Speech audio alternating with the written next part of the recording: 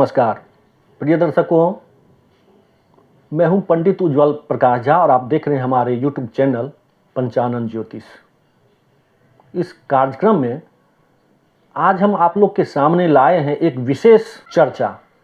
इस चर्चा में हम बात करेंगे एक सामाजिक जो व्यवस्थाएं हैं उसमें दाम्पत्य जीवन में जो परेशानियां उत्पन्न होती है, उस परेशानियों को दूर करने का कारण क्या होता है, उसका हम शास्त्रीय उपाय, शास्त्रीय कारण ढूंढेंगे।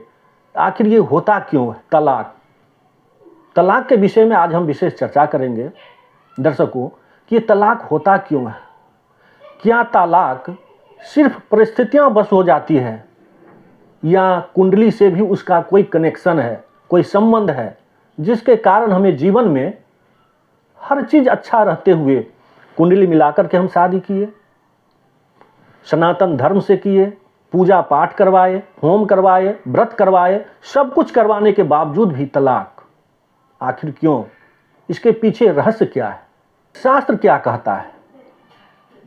शास्त्र ये कहता है कि विवाह सिर्फ सामाजिक बंधन ही नहीं है, ये दो आत्माओं का अगले जन्म का मिलन है, अगले जन्म के कर्मों का मिलन है, जो इस जन्म में आकर के दो आत्मा एक बनता है। और इस स्थिति में भी तलाक होने का कारण क्या होता है? प्रिय दर्शकों, ज्योतिष शास्त्र के अनुसार यदि आपके 7वें भाव पर यदि कोई ऐसा ग्रह है, पाप ग्रह जिसको मानते हैं, उनकी दृष्टि पड़ रही हो, या फिर मंगल बैठे हुए हो, राहु केतु का दृष्टि हो, आपका शुक्र अथवा गुरु दूषित हो, पाप ग्रह से दृष्ट हो या युति हो, बैठे हुए एक साथ हो, तो यो योग बनता है। दूसरा होता है मांगलिक योग।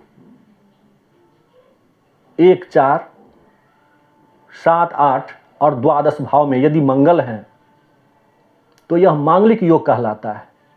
इस स्थिति में भी तलाक का योग बनता है। जैसे किसी का कुंडली में मंगल यदि 12वें भाव में बैठा हुआ है तो ये मांगलिक तो जरूर होंगे, लेकिन होगा क्या?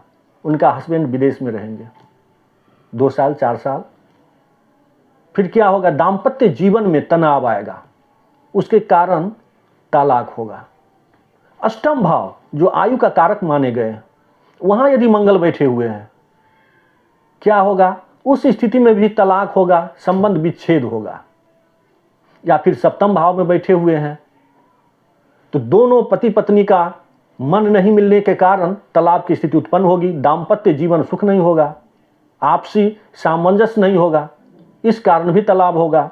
चतुर्थ भाव में यदि मंगल बैठा हुआ है, वहां भी जीवन में सुख की कमी होगी, अन्यथा तलाक की व्यवस्था होगी। प्रिय दर्शकों, इस विषय पर और एक बहुत बड़ा कारण है राहु केतु, जो अचानक और भ्रम की स्थिति उत्पन्न करते हैं, संशय में डाल देते हैं। और यह भ्रम की स्थिति इस हद तक जाती है कि जातकों का तलाक हो जाता है। इसलिए जब कभी भी अगर इस परिस्थिति बन रहा हो तो कुंडली में अवश्य देखें कि हमारा कुंडली में राहु केतु कहां बैठे हुए हैं। सप्तम ग्रह पाप ग्रहों से दृष्ट तो नहीं है, शुक्र अथवा गुरु कोई पाप ग्रह से दृष्ट या युति तो नहीं बनाए हुए हैं, या फिर शनि की महादशा तो नहीं चल रही है, राहु की महादशा तो नहीं चल रही है, मंगल की महादशा नहीं चल रही है। इन सभी बातों को गौर करने के बाद यह निष्कर्ष पर निकलना चाहिए कि यदि कुंडली दूषित है, तलाक संबंध विच्छेद का अगर योग बन रहा है, तो इसका निदान करना चाहिए। शास्त्र में इसका निदान वर्णित है। अब करना क्या है? यदि ऐसे जातक हैं तो उनको शिव पार्वती का पूजन अवश्य करना चाहिए और राहु केतु का शांति का उपचार करना चाहिए। गुरु को बल देने के लिए गुरुवार का व्रत करना चाहिए, पीले अन्न दान करना चाहिए जरूरतमंदों को। इससे यह जो योग बनता है संबंध विच्छेद का, इससे इसकी जो दोष होता है वह कटता है और फिर आपके जीवन में ये परेशानियां उत्पन्न नहीं होती है। प्रिय दर्शकों, ये था आज का हमारा कार्यक्रम तलाक। यदि यह आपका कार्यक्रम अच्छा लगा हो तो कृपया लाइक शेयर सब्सक्राइब अवश्य करें फिर मिलेंगे एक नए कार्यक्रम में, नए वीडियो के साथ। तब तक के लिए आज्ञा दीजिए। जय सिया राम।